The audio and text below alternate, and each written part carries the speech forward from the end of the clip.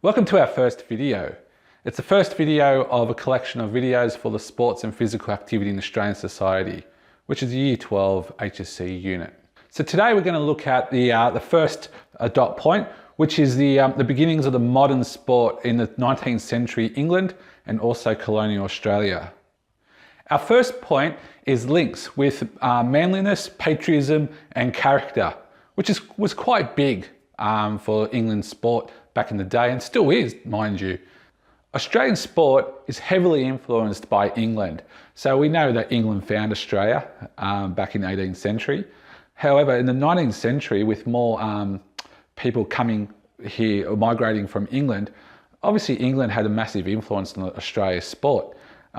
So such that, you know, their flag has the Union Jack on it, which symbolises our connection with England.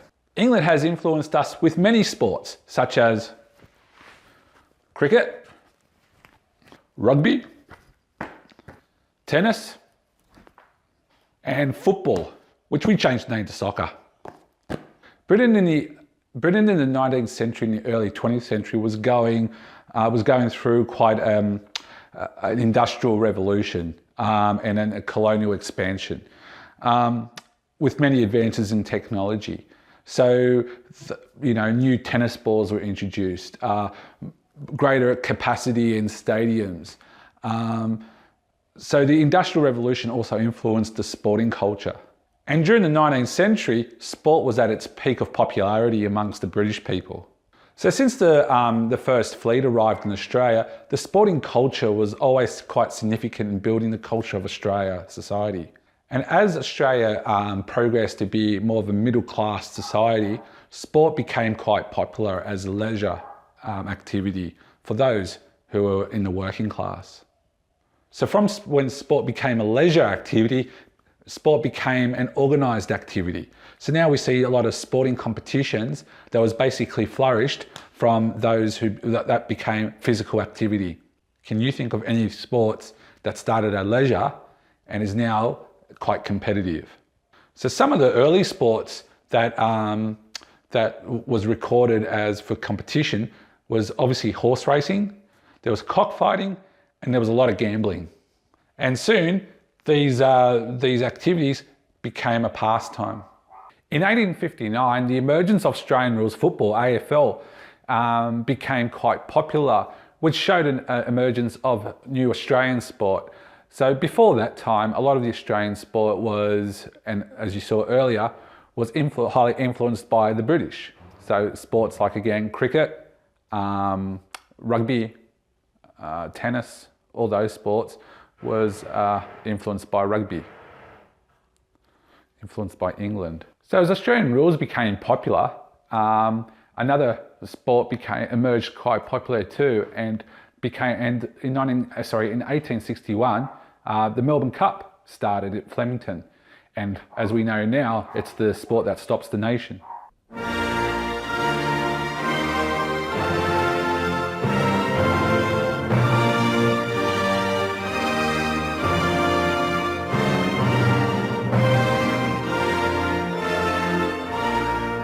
So the first dot point is links with manliness, patriotism, and character. So we know that patriotism is a devotion to one's country and a willingness to defend it. In many sports these days, it is patriotism is still. We always go out there to play a game and we want to defend who we're playing for, whether it's the country or whether it's your school that you play for. You're out there to defend your crest and to defend what you believe in. So in the British Army, there was many servants and personnel that was spread throughout the countries, or throughout the world, I should say, to maintain colonialism.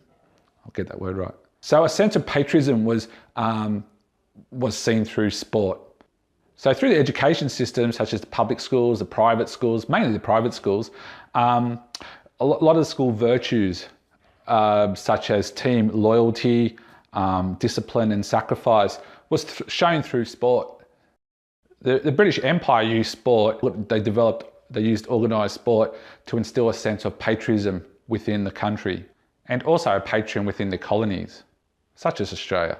Do you know it was only till 1980 that Australia was still at the Olympics receiving their gold medals with the British anthem, God Save the Queen, played in the background.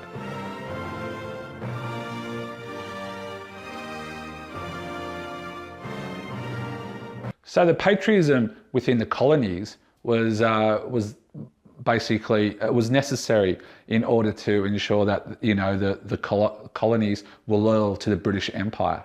And so through the education system, the loyalty to the British Empire was instilled through sport. And it was basically instilled into boys to become men. And to become men, you've got to be loyal to the British colony or to the British Empire.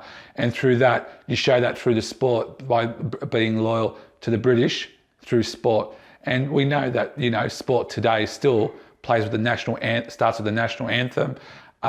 It's all about representing your school, but mainly your country. It's all about the manliness. You know, you've got to do it for your country, and you do it by fighting on the football field.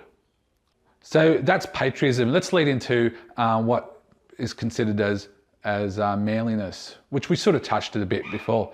So the British Empire was considered man's work.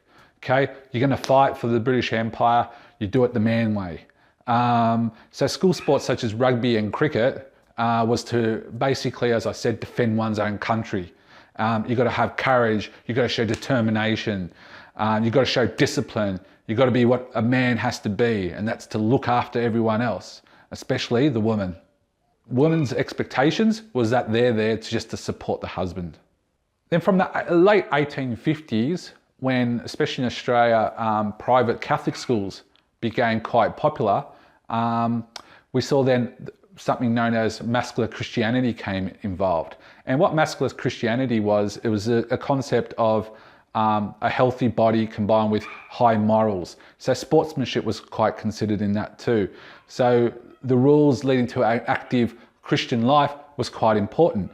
So participating in physical sport was a good way of, you know, ensuring that the character of the men was evident. It was just to basically show them that there was strength and they had the abilities to be what a man should be, which was strong and someone who would always look after their family, especially the women. So sport was a good way of showing that, you know, I'm about the manliness. We still see that today. Participating in physical sports was thought to be a good way of improving masculinity. So, in other words, getting involved in rugby league, or rugby, sorry, back then, and football was a way of showing that, you know, you've got that manly stature, that you were able to fight for the country, fight for the colony, but also most importantly, fight for your family. And that's what manliness was all about.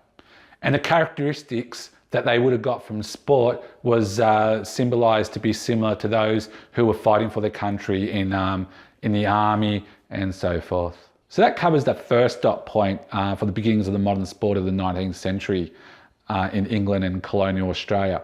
So we just looked at the links of manliness, patriotism and character.